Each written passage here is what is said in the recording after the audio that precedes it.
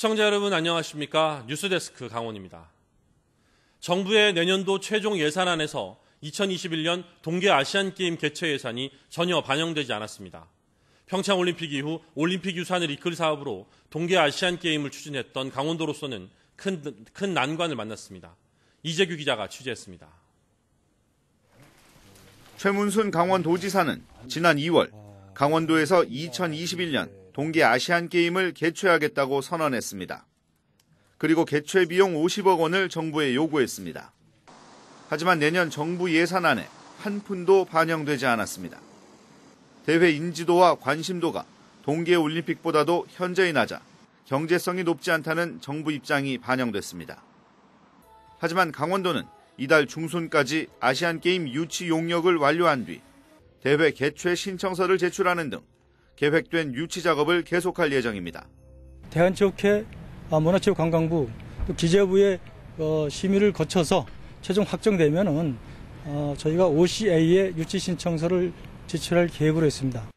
국회 예산 심사 과정에서 정부 지원금을 살리겠다는 희망이 깔려 있습니다. 하지만 희망은 희망일 뿐 국비 지원을 받지 못하면 강원도가 부담해야 할 개최 비용이 너무 커집니다. 강원도 관계자는 정부 예산이 투입되지 않으면 동계아시안게임 개최 신청을 재검토할 수 있다고 밝혔습니다. 아시안게임을 유치해 올림픽 경기장 활용 방안을 구체화하려던 강원도의 계획도 틀어질 수밖에 없습니다.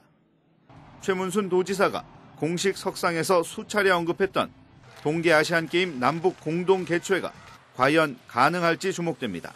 MBC 뉴스 이재규입니다. 강원도 내 소규모 마을 개발 사업으로 1999년부터 2015년까지 새 농어촌 건설운동이 추진됐습니다. 우수마을 사업비로 조성된 어촌마을에 수익사업 운영 주체를 놓고 마을 주민과 어촌계 사이에 갈등이 벌어지고 있습니다. 김형호 기자가 보도합니다. 양양군 수산항 근처의 한 펜션입니다. 이 마을에서 지난 2006년 새 농어촌 건설운동 우수마을로 선정돼 받은 상사업비 5억 원으로 지었습니다. 건축주는 어촌계의 법인 이름으로 돼 있고 운영은 어촌계에서 맡아 이익 분배도 어촌계 회원들에게만 돌아갑니다. 마을 주민 전체에게 이익금이 배분돼야 한다는 의견도 있었지만 어촌계 위주의 운영 방식은 10년 동안 변함이 없습니다.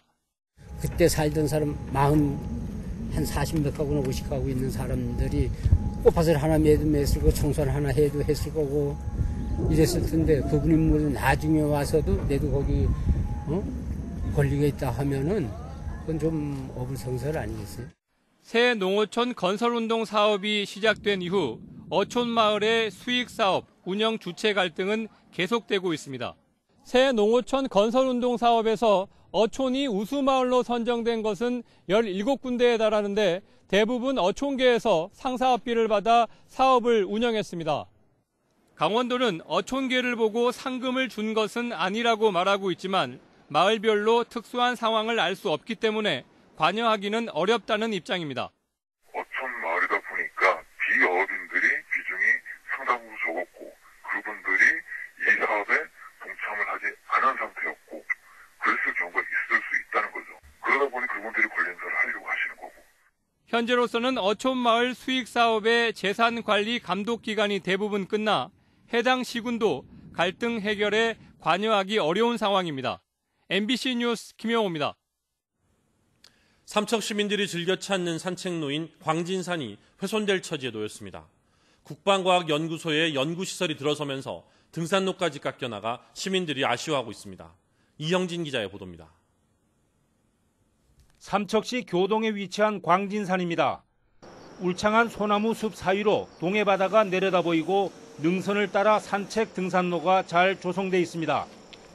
삼척 시내와 인접하고 걷기도 수월해 시민들이 즐겨 찾는 산책 명소입니다. 그러나 등산로를 가로질러 펜스가 설치돼 있고 소나무마다 인식표가 달려 있습니다. 이곳에 산과 수목이 곧 파헤쳐지고 깎여나갈 처지에 놓여 있습니다. 정상 부근을 포함해 이 일대에 국방과학연구소 삼척연구시설이 들어옵니다. 산이 깎이고 등산로까지 훼손되게 돼 시민들의 안타까움이 큽니다.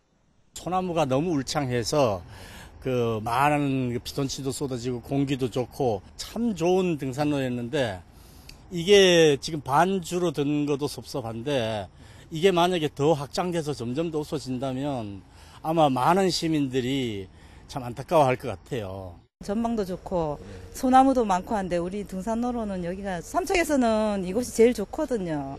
근데 없어진다니까 좀 안타깝죠. 국방과학연구소는 각종 연구 실험 시설을 위해 훼손이 불가피하다며 시민들을 위해 인근에 새로운 등산로와 편의시설을 조성하겠다고 밝혔습니다. 삼척 연구시설은 국가 안보를 위해 필요한 시설이며 공사 과정에 시민들께 불편 드리는 점 양해 부탁드립니다. 연구소는 시민들이 삼척의 아름다운 산을 계속 이용할 수 있도록 우회 등산로를 설치하고 시민들을 위한 체육시설도 설치할 계획입니다. 시민들이 즐겨 찾고 사랑을 받아온 광진산. 개발이 불가피한 상황이라도 훼손을 최소화하는 노력이 절실합니다. MBC 뉴스 영진입니다. 교사의 장애 여학생 성폭행 사건으로 논란을 빚었던 태백 특수학교가 강원도교육청에 공립 전환 검토를 요청했습니다. 이에 따라 도교육청은 사립에서 공립으로 전환될 경우 특수학교 교사와 교직원 등 55명에 대한 신분 보장 문제와 학교 기숙사 운영 문제 등을 놓고 종합적인 검토를 벌이고 있습니다. 한편 강원도교육청은 성폭행 사건을 계기로 종합감사를 진행했는데 오는 14일쯤 결과를 발표할 계획입니다. 레고랜드 사업 시행사인 LL개발이 레고랜드 개발 사업자를 다음 달 말까지 선정합니다. LL개발은 지난달 31일 열린 레고랜드 테마파크 주변 개발 사업자 설명회에 국내외 50여 개 기업에서 100여 명의 관계자가 참석했다며 다음 달 말까지 개발 사업자 선정을 마무리하고 2021년까지 주변 부지 개발을 완료할 예정입니다. 강원도는 지난 5월 레고랜드 본사인 멀린사에 직접 투자 사실을 알리며 2020년 5월까지 레고랜드 테마파크를 준공하겠다고 밝힌 바 있습니다. 춘천을 대표하는 향토축제인 2018 닭갈비 막국수 축제가 오늘 폐막했습니다. 올해 닭갈비 막국수 축제 방문객은 축제 기간 집중호우가 내리면서 지난해 절반 수준인 13만 명이 찾은 것으로 잠정 집계됐습니다. 올해 닭갈비 축제에서는 춘천의 맛을 느낄 수 있는 향토 음식점 운영과 줄다리기, 씨름, 요리 경연대회 등 다양한 프로그램이 진행됐습니다. 고속도로를 이용하는 화물 차량을 대상으로 집중 단속이 펼쳐집니다. 뉴스를 마칩니다. 고맙습니다.